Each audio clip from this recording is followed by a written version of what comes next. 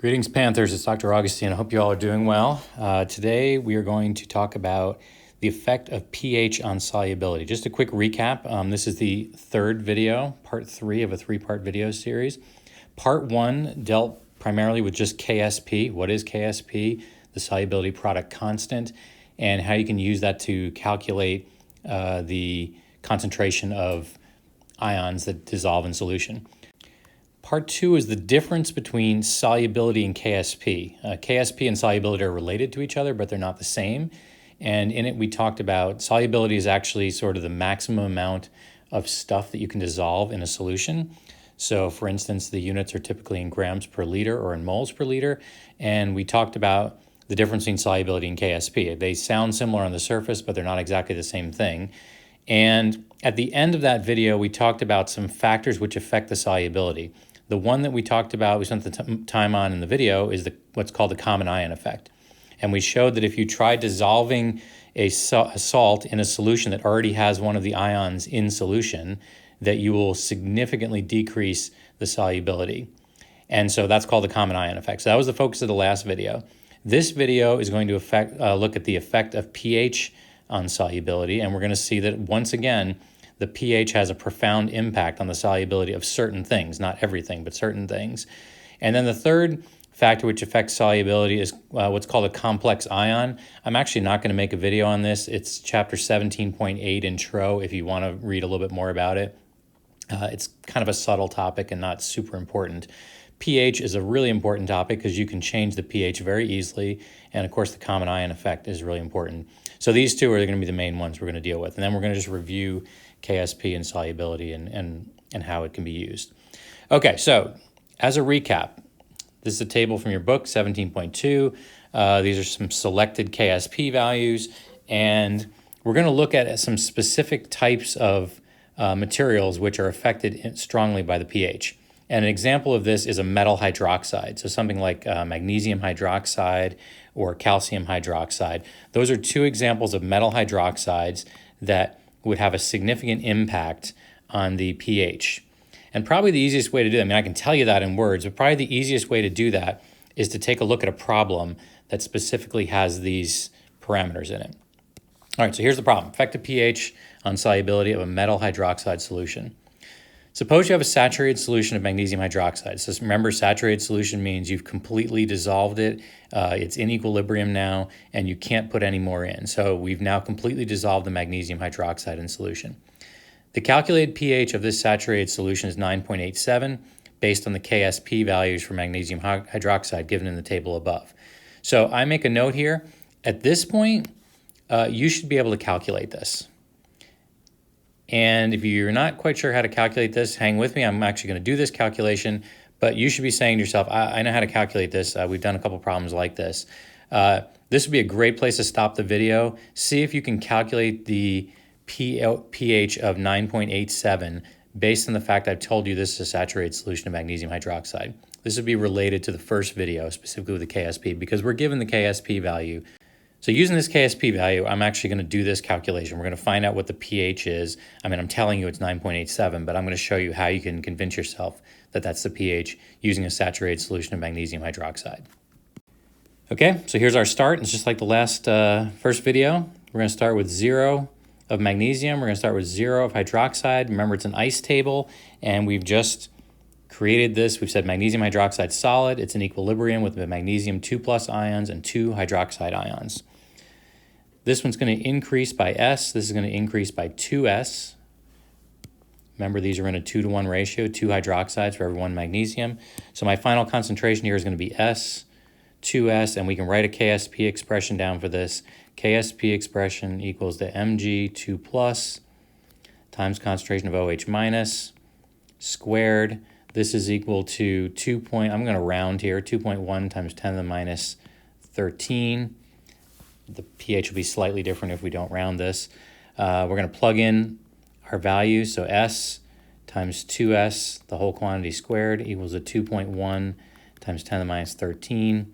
This is going to be 4S cubed is equal to 2.1 times 10 to the minus 13. S cubed is equal to 5.25 times 10 to the minus 14. Take the cube root of both sides. S is going to be equal to 3.7 times 10 to the minus 5. And remember, if we look back up on this table, that's actually the magnesium ion concentration. The hydroxide ion concentration is going to be 2 times that. So I'm just going to write down this is equal to the concentration of magnesium ions. Now I'm trying to find the pH, right? So if I know the hydroxide ion concentration, I can find the pOH, and from the pOH I can find the pH. So I'm going to do that. So now I want to find the concentration of hydroxide ions, which is actually equal to 2 times S, which is equal to 7.5 times 10 to the minus 5 molar. Okay, so before we dive into this problem, just think about this for a second. If we know the pH, we know the pH is 9, that tells us that we also know the OH minus concentration, right? We can find the H3O plus concentration directly from the pH. Just take 10 to the 9. And that will also tell us the pOH, which means we can find the hydroxide ion concentration of this resulting solution. So let's quickly show what that looks like. The pH is equal to 9.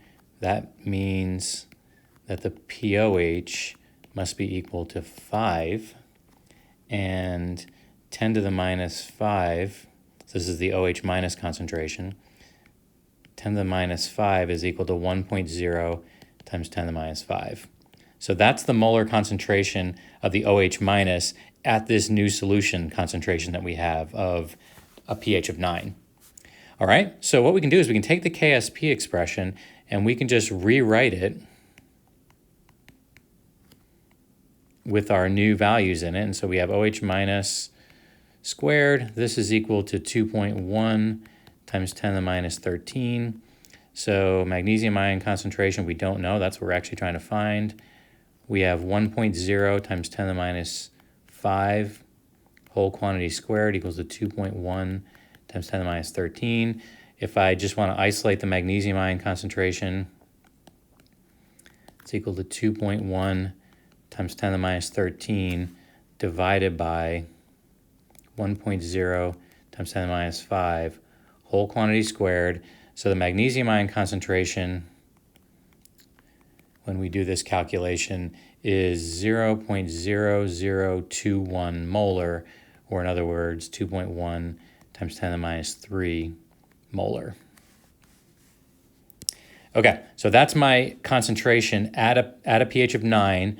The magnesium ion concentration has increased from 3.7 times 10 to the minus 5 molar up to 2.1 times 10 to the minus 3 molar. Now you might be like, okay, what's the big deal? That's a factor of 100 difference. Okay, this is 100 times more soluble than the magnesium ion was in the saturated solution. And we did not change the pH by much. We dropped it from 9.87 to 9. And with that relatively small pH change, the solubility of magnesium increased by over a factor of 100. All right, so what that tells you is if you have a basic ion like magnesium hydroxide or calcium hydroxide or something like that, if we lower the pH, we're going to significantly increase the solubility. And in fact, if we keep lowering this pH, like if we did the same calculation at 8, and you might want to convince yourself of this, do this same calculation at 8, you'll see the concentration goes up even higher. And we can get it, if we get a low enough pH, we can get this to be completely soluble. In other words, we can change this from being insoluble to completely soluble just by controlling the pH. Now, as we said in the last one, the KSP is the same. Okay, this is a constant at 25 degrees C. KSP has not changed. What has changed is the solubility. So solubility and KSP are not the same thing. They're related to each other, but they're not the same thing. So if we have a lower pH for a basic ion like magnesium hydroxide, we can significantly increase the magnesium ion concentration. We can significantly increase the solubility of this by lowering the pH. Okay, so let's quickly recap everything we've talked about. First of all, KSP and solubility are related to each other, but they are not the same. KSP is a constant at a constant temperature. So at 25 degrees C, these are the values for the KSP for these particular things. There's many other things you can look up the KSPs for. The solubilities, however, can vary significantly depending on the solution. So if you have a common ion, you can significantly lower the solubility of a material. If you have a basic anion, by lowering the pH, you can significantly increase the solubility, in fact, to the point where you can make it completely soluble. And then again, in chapter 17.8, the formation of complex ions, you can also increase the solubility. We're going to skip that section. One last comment on the KSP. If you want to predict which thing's going to be the most soluble, and say you have 4 or 5 different possibilities, you want to say which one's the most soluble, look for the one with the largest KSP value. So like in this table right here, lead chloride is going to be the most soluble out of these first, actually of everything on this side of the table. Well, how do I know that? Because lead chloride is 1 times 10 to the minus 5, and all these are much smaller KSP values, so therefore they're going to be less soluble. And if you have to rank order them, just put them in the order of largest to smallest. The one with the largest is going to be the most soluble. The one with the smallest, like 10 to the minus 29, is going to be the least soluble. All right, that wraps up part 3 of this 3-part series on solubilities and KSP values for solutions. All right, so here's the general rule. If you have a basic anion in a slightly soluble or insoluble material, as we lower the pH, the solubility increases.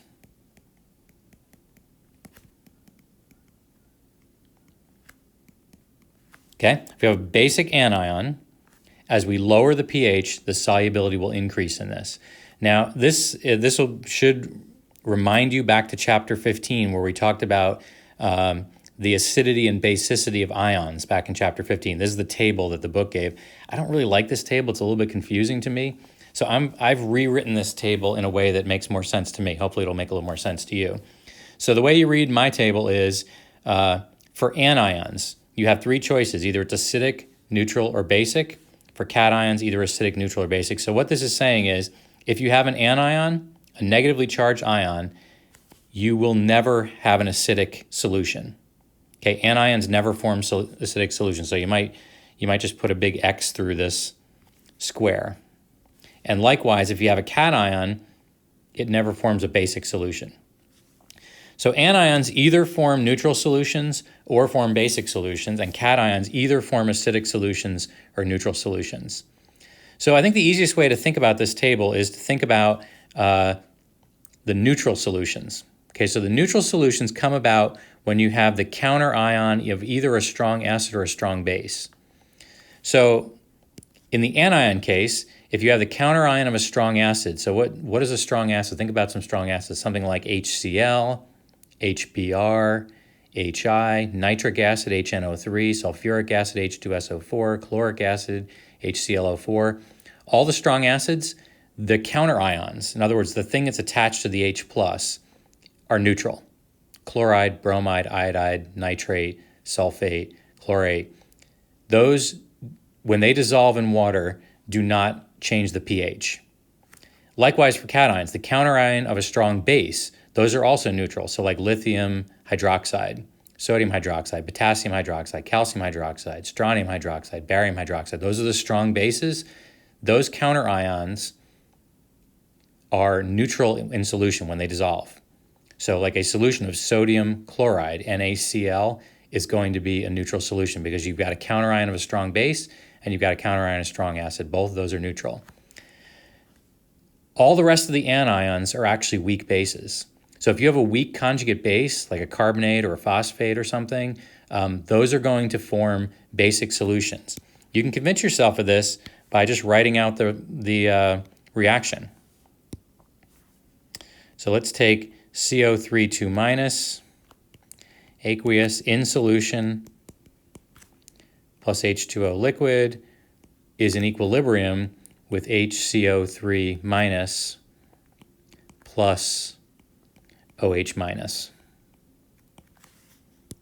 Okay, so if you have a weak conjugate base, like a carbonate, it's going to react with the water to form HCO3 minus plus OH minus. So you're going to end up with a basic solution. Okay, so let's just recap here again. Anions.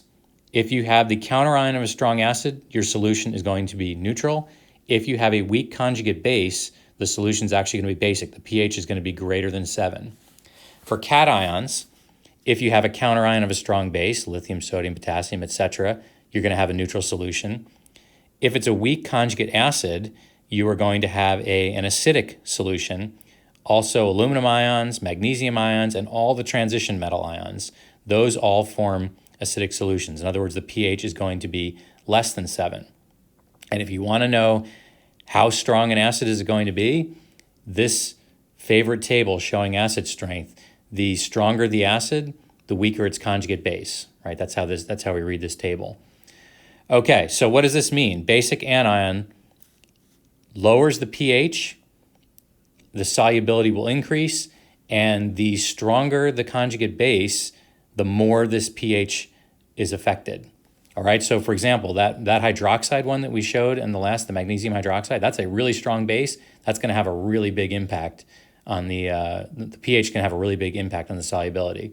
Something on the other end of the spectrum, like F-, is not going to have nearly as big an impact on the solubility.